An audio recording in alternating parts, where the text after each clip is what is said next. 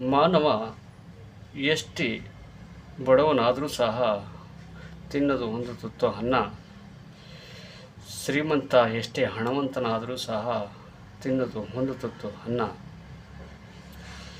ಹಿಂದೆ ಅಂದರೆ 100 ವರ್ಷದ ಹಿಂದೆ ಎಲ್ಲರೂ ಶ್ರೀಮಂತರಾಗಿದ್ದರು, ಗುಣವಂತರಾಗಿದ್ದರು, ಆದರೆ ಹಣವಂತರಾಗಿರಲಿಲ್ಲ.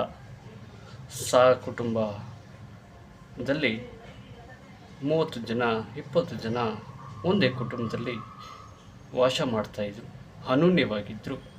ಅವರು ಶ್ರೀಮಂತರು. ತಂದೆ ತಾಯಿಗಳ ಜೊತೆ, ಮಕ್ಕಳ ಜೊತೆ, ಮೊಮ್ಮಕ್ಕಳ ಜೊತೆ ಅವರು ಸುಖ ಜೀವನವನ್ನು ನಡೆಸ್ತಾಯಿದ್ರು. ಅದು ಶ್ರೀಮಂತಿಕೆ, ಅದು ಗುಣವಂತಿಕೆ. ಈ ಹಣ ಇಟ್ಕೊಳ್ಳೋನು, ಬಿಲ್ಡಿಂಗ್ ಇಟ್ಕೊಳ್ಳೋನು ಶ್ರೀಮಂತ ಅಲ್ಲ.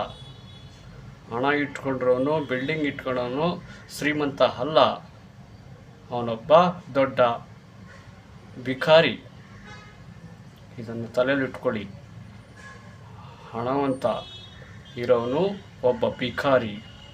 ಆದರೆ ಗುಣವಂತ, ಶ್ರೀಮಂತಿಕೆಯನ್ನು ಇಟ್ಕೊಂಡ್ರವನು ಮತ್ತು ಪ್ರಕೃತಿಯನ್ನು ಕಾಪಾಡುವಂಥವನು, ತಂದೆ ತಾಯಿಗಳನ್ನ ನೋಡ್ಕೊಳ್ಳುವಂಥವನು ಒಬ್ಬ ದೊಡ್ಡ ಶ್ರೀಮಂತ. ಕನ್ನಡ DNK ಯೂಟ್ಯೂಬ್ ಚಾನಲ್ಗೆ ಸ್ವಾಗತ. ಯಾರು ನಮ್ಮ ಚಾನಲ್ನ ಹೊಸ್ದಾಗಿ ನೋಡ್ತಾಯಿದ್ರು ಅವರೆಲ್ಲರೂ ಸಹ ಸಬ್ಸ್ಕ್ರೈಬನ್ನು ಮಾಡಿ, ಬೆಲ್ ಬಟನ್ನ ಒತ್ತಿ. ಈ ವಿಡಿಯೋ ಇಷ್ಟವಾದಲ್ಲಿ ಲೈಕ್ ಮಾಡಿ, ಶೇರ್ ಮಾಡಿ. ಧನ್ಯವಾದ.